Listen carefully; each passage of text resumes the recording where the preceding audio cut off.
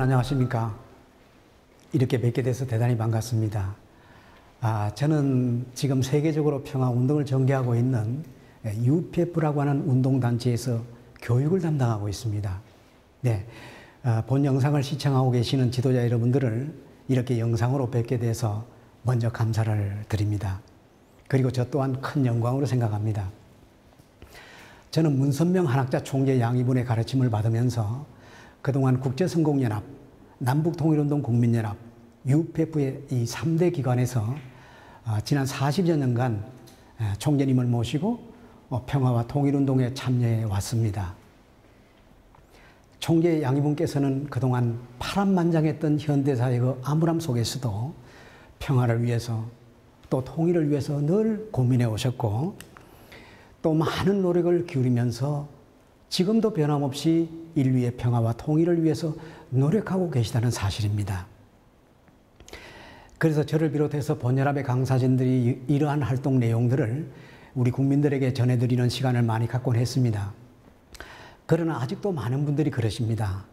총재 양이분께서 많은 운동을 전개하고 계심을 알고는 있지만 그것에 대한 보다 구체적인 의의나 목적에 대해서는 정확히 잘 모르겠다고 하는 분들이 많이 계시다는 것도 알고 있습니다. 네, 그래서 저에게 요청해 오시기를 홍보 영상보다도 또 단편적인 그 강의보다는 좀 더 자세하게 활동의 내용들을 좀 세분화해서 좀 시리즈로 들려주면 참 좋겠다는 말씀들이 계셨습니다. 사실 저로서는 좀 대단히 조심스럽습니다. 그렇게 하려면은 그래도 총재님을 모시고 더 많은 수고를 하셨던 선배님들이 계시는데 제가 하는 것이 적절한 것인가를 생각해 봤습니다. 그런데 선배님들이 그러시더군요. 아니, 나이 한 살이라도 더 젊은 사람이 해야 한다고 하면서 저에게 용기를 주셨습니다.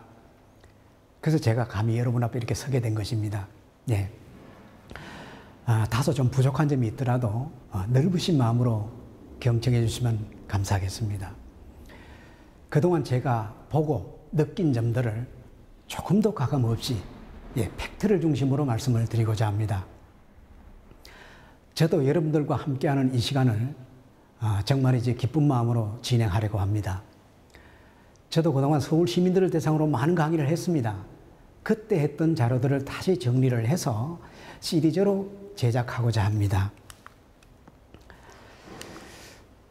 본 영상은 평소 우리들의 활동에 대해서 궁금해 하시거나 그리고 관심을 갖는 분들을 대상으로 만든 자료이니만큼 이 영상을 보시고 우리의 평화운동, 통일운동에 대해서 바르게 이해하는 시간이 됐으면 하는 그런 마음으로 지금부터 첫 시간을 진행하도록 하겠습니다.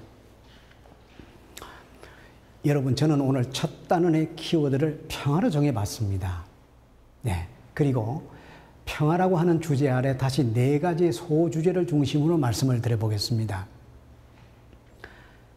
여러분, 평화하면 누구나가 원하는 인류의 소망입니다. 언제 들어도 마음에 위안을 주는 동시에 또 우리가 간절히 바래왔던 꿈이기도 하지요. 그러나 인류 역사가 시작된 이래 단 한 번만이라도 평화시대가 도래한 적이 있었던가 하고 반문해 보게 됩니다. 평화의 의미와 그 기준은 사람들의 가치관에 따라 다를 수가 있습니다. 우리가 마음속으로 그려보는 평화의 이미지란 과연 어떤 것인가요? 여러분, 우리가 그려보는 평화로운 세계 또는 행복의 세계는 과연 어떤 세계일까요? 좀 동화 같은 얘기 같습니다만은 우선 보시는 것처럼 이렇게 아름다운 환경이 갖춰지면 참 좋겠죠? 네, 그리고 사랑하는 연인을 만나 결혼해서 행복한 가정을 이루고 또 이웃들과 함께 사이좋게 살아가는 것. 이러한 꿈들은 아마 누구나 한 번쯤은 마음속으로 그려본 그 평화의 행복의 이상이 아니겠는가 하고 생각을 해봅니다. 그러나 인류는 역사가 시작된 이래 수많은 대립과 갈등 속에 살아온 인류였습니다. 지난 세기를 되돌아보면 인간끼리 또는 집단과 집단 사이에 더 나아가 국가와 국가 간의 수많은 대립과 갈등 그리고 전쟁으로 점철되어 왔습니다. 그 많은 전쟁과 인종 간의 갈등은 아마도 20세기가 가장 참혹했다고 생각이 됩니다. 네, 대량 살상 무기를 개발한 인류는 1차, 2차 대전을 거치면서 참으로 암울한 시대를 겪었습니다. 여러분, 그 가운데서도 20세기의 가장 큰 인류의 난 문제는 바로 공산주의라는 사상의 출현이었습니다. 이 사상이 우리 인류에게 왜 해악을 끼친 사상이었을까요? 공산주의 이론의 핵심은 먼저 신을 부정했습니다. 인간의 가치는 한낱 고등동물로 취급을 했으며 자신들의 목적인 공산혁명을 이루기 위해서는 폭력마저도 살인마저도 정당화했습니다. 이 사상은 독일에서 태어난 칼 마르크스에 의해서 주창이 됐습니다. 오늘 이 시간에는 공산주의를 전반적으로 비판하는 강의는 아니지만은 그래도 최소한 공산주의의 이론의 핵심이 무엇이며 마르크스가 이 이론을 주창하게 된 배경에 대해서는 간단하게라도 언급하고 가는 것이 이해를 돕는다고 생각되기 때문에 잠깐 말씀을 드리도록 하겠습니다. 여러분, 어떤 사상이든 간에 그 사상이 출현하게 되는 배경에는 그 사상가의 심리, 성격, 개성, 그리고 그 사람의 인생관, 세계관, 역사관이 크게 작용이 됩니다. 그리고 그 사상가가 살았던 당시의 여러 사회 현상들도 사상 형성에 영향을 주게 되죠. 마르크스는 유태인입니다. 여러분, 독일 사회에서 유태인 신분으로 살아간다는 것은 그 삶이 너무도 비참했습니다. 마르크스는 어릴 때부터 유대 랍비 가정에서 자란 아주 천재적 소년이었습니다. 그러나 독일 사회로부터 유태인이라고 하는 이유만으로 심한 차별을 받으며 성장을 했습니다. 그리고 가정적으로나 또는 사회적으로 겪어야만 했던 그 마르크스는 유소년 시절부터 말할 수 없는 고독감, 소외감, 열등감, 굴욕감 등을 체험하면서 성장을 했고요.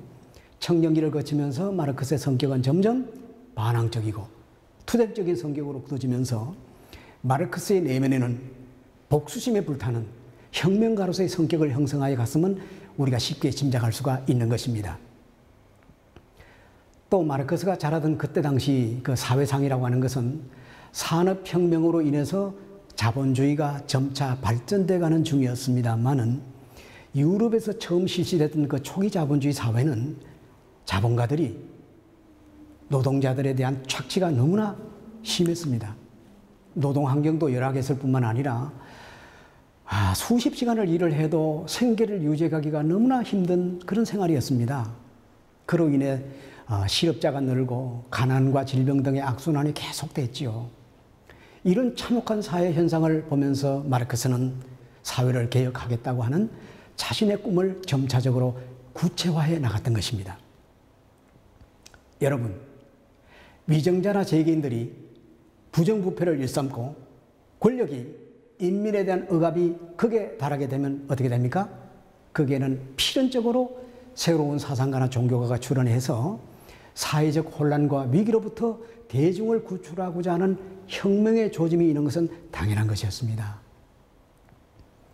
그 당시에 그와 같은 목적으로 출현한 인물이 바로 마르크스였습니다. 그리고 공산주의 이론을 체계화시키고 당시에 억압받으며 빈민층에 속하는 노동자 농민들을 해방하기 위해서는 반드시 자본가 계급을 타도하고 계급사회를 없애며 가진 자들의 억압에서 벗어나 노동자 농민들이 잘 살 수 있는 유토피아 세계를 건설해보자는 것이 공산주의가 추구하는 슬로건이었습니다. 그러니까 당시에 빈민층에 속하는 노동자 농민들에게 있어서는 이 공산주의야말로 복음 중에 최고의 복음이었고 구세주였습니다. 그러니까 순식간에 유럽 사회를 공산혁명의 불길로 확산될 수가 있었던 것이죠. 이 사상에 의해서 최초로 등장한 공산국가가 바로 소련이었습니다. 그 이후 공산세계는 전 세계로 팽창해 나갔습니다. 이렇게 전 세계 3분의 1 정도가 공산화되어가는 과정 속에 수많은 인류가 희생을 당해야만 했습니다. 세계는 그야말로 위기였습니다. 이렇게 공산혁명이 확산되어 가는 그 과정을 지켜보면서도 당시에 어느 지도자도 또 어느 종교도 공산주의 문제를 극복할 대안을 제시하지 못하고 있는 것이 당시의 상황이었습니다. 그래서 20세기에 있어서 가장 큰 난 문제는 바로 공산주의의 출현이었고 이것을 어떻게 극복할 것이냐가 최대 과제였습니다.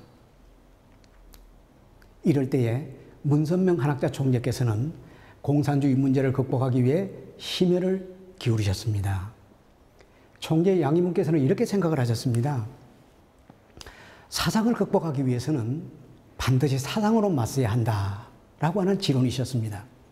그러니까 공산주의가 왜 잘못됐는지 이론적으로 학술적으로 비판이 되어져야 하고 그에 대한 대안 사상이 제시되어져야만 공산주의를 극복할 수 있다는 것이죠. 그래서 공산주의를 이길 수 있는 강력한 사상으로 성공사상을 체계화시킵니다. 여러분, 성공이란 말은 공산주의를 이긴다, 극복한다 그런 뜻이지 않습니까? 그리고 이 사상을 중심으로 공산주의를 퇴치할 사상단체로 국제성공연합을 창립하십니다. 그때가 1968년 1월 13일이었습니다. 근데 여러분, 이게 웬일입니까?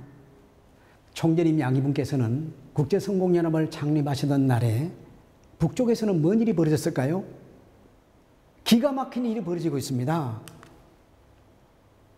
북한의 민족보위성 정찰국장 김정태는 124 특수부대 31명을 선발을 하고 아주 강도 높은 훈련을 시킨 다음에 1968년 1월 13일에 다시 다음과 같은 지령을 내립니다.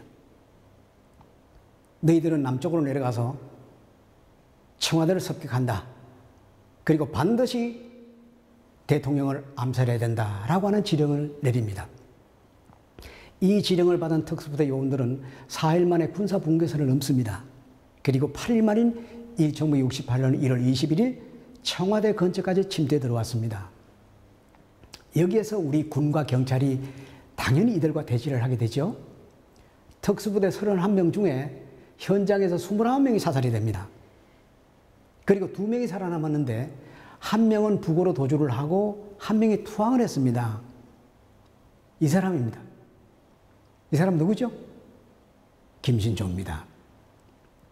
요즘 대학생들에게 강의를 하면서 이 사람 누구냐고 물으면 잘 모릅니다, 학생들이. 예.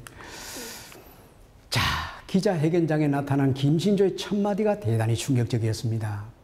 우리의 임무는 대통령 목을 따는 것이다 라고 말을 했습니다. 우리 31명 임무는 저 박정희 놔야 될 임무.